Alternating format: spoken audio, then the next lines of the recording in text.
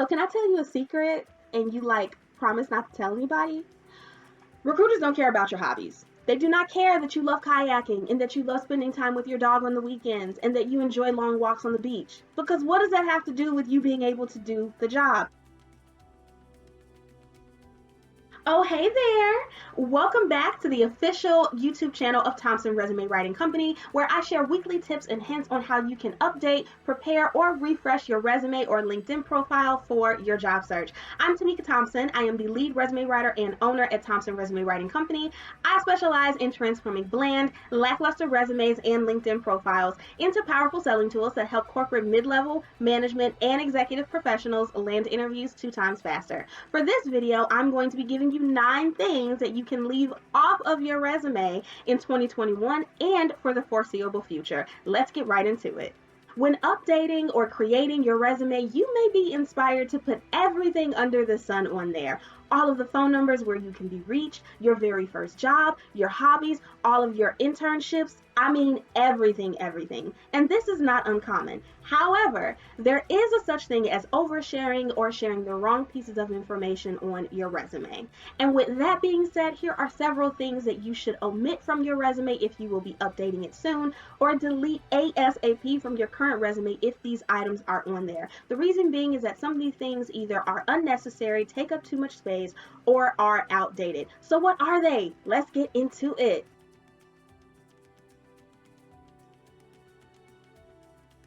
Number 1 is your full address, like the whole address. Recruiters are not going to be coming to your house to offer you this job, nor are they going to be mailing you anything. In fact, most communication is going to be done via email. So with this being said, you can go ahead and remove your full address from your resume and simply list the city and state where you reside instead. Doing this can give you the space to include more important pieces of information or contact information, such as your LinkedIn profile, your social media channels, a personal branded website if you have one, or a link to your portfolio. Recruiters don't need to know exactly where you live. They just need to have a general idea of where you reside, where you will be working or commuting from, and where you are based. It's important to note that you don't want to omit any location information altogether because then you're going to keep them guessing. The city and state will suffice. Here is an example.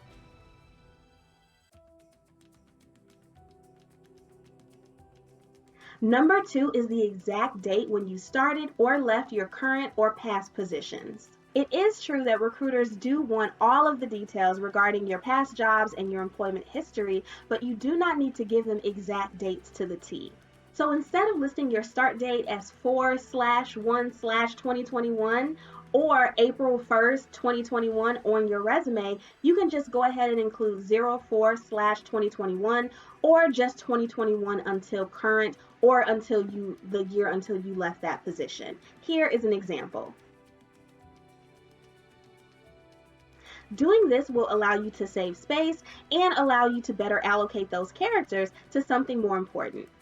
Number 3 is references available upon request.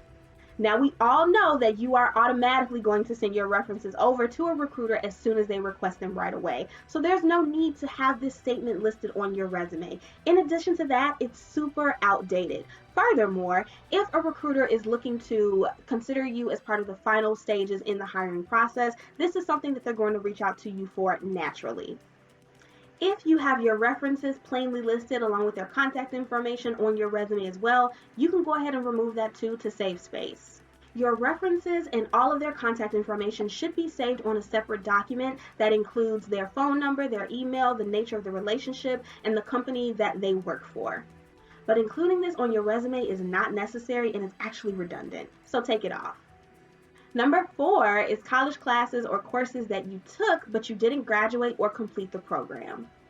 If you didn't complete your associate's degree, your bachelor's degree, your master's degree, your PhD, the training, the certification, whatever, there's no need to list the courses that you took if you didn't actually finish. I have not seen any job descriptions that say candidate must have completed Algebra 2 or completed Intro to Economics or Psychology 2 or anything like that. No, because why? They only want to know if you have the degree, if you finished the program, or if you completed the certification, period. If you attended a one-day masterclass or a special training, you can go ahead and list that. But please stop listing all of the classes that you took to overcompensate for the fact that you didn't get your degree or you didn't finish school all the way. And if you don't have that degree or that certification, don't let that keep you from applying. Nowadays, a degree is not a make or break scenario when it comes to these jobs. If you have the experience, if you have the skills, and if you are damn good at what you do and your resume shows it, you can still be in the running to landing the offer above somebody who has a degree. So don't let it keep you from going for the job.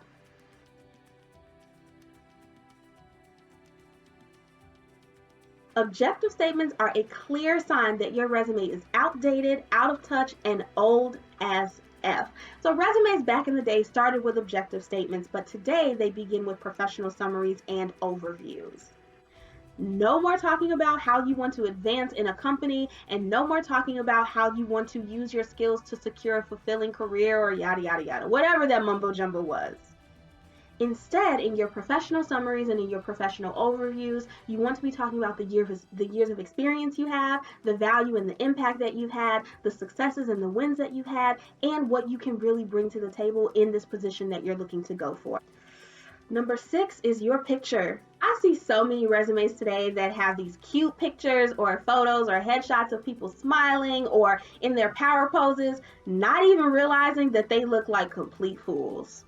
Including your photo on your resume is a terrible idea for a number of reasons. Number 1 is that it can fuel discrimination. Number 2 is that you can be judged on your looks and your appearance, which have nothing to do with you being able to perform the necessary tasks and responsibilities for the job. And then number 3 is it can make it seem like you're relying on your looks to get the job. Either way, whatever the reason is, do not include your picture.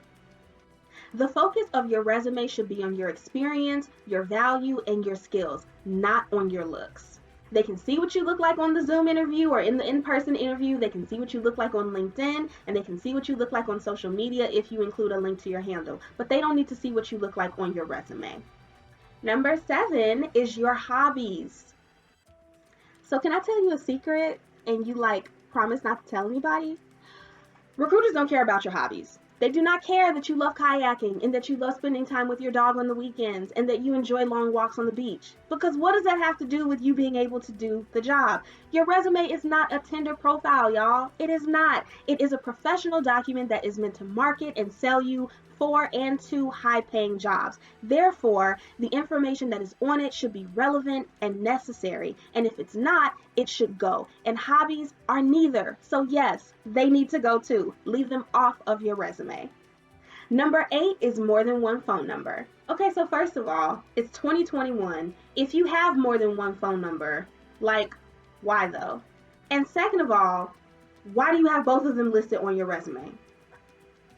All you need to do is list just one reliable, dependable phone number where you can be reached at no matter what. Listen, ain't nobody gonna be calling around town trying to get in contact with you for this job. There's not too many people that's gonna call more than one phone number these days anyway, except for bill collectors and the IRS or something like that. And recruiters are no exception. They're not about to track you down and play phone tag with you on both of those numbers to figure out which one you're going to answer. You should have both one reliable email and one reliable phone number listed where you can be reached at to receive and return requests for interviews and job offers.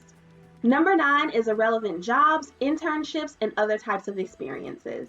If you have recently made a career pivot or a career transition and you plan on continuing in that new field, you'll need to make sure that you either omit it from your current resume or make it so that it's not as prominent on the document. Now, the exception to this is if your pivot or your transition is recent. And by recent, I mean within the past couple of months up to maybe the past 6 years or so. In that case, you still want to list your past experiences because you don't want to make it seem like you weren't working for a number of years or anything like that. So you'll want to list those past positions, but you'll only be giving a general overview or a quick recap of that position, what you did, a couple of wins, but not go into too much detail as you would with your current positions now that you're in your new field. If you're not a current student or a recent graduate, you'll also want to remove internships from your resume as well, especially if they are unrelated. So those are 9 things that you can leave off of your resume. Now, if you send me your resume for a critique after you watch this video and I see those things on there, I am coming for you. Go ahead and delete them, remove them, get them out of there because they mean you and recruiters no good. If you need assistance with your resume, I am more than happy to help you. Feel free to visit my website at www.thompsonresumes.com. You can also email me directly at hello@thompsonresumes.com. Thank you all so much for watching. I hope you found this video helpful, and I will see you all next week on the official Thompson Resume Writing Company YouTube channel with another video. Bye!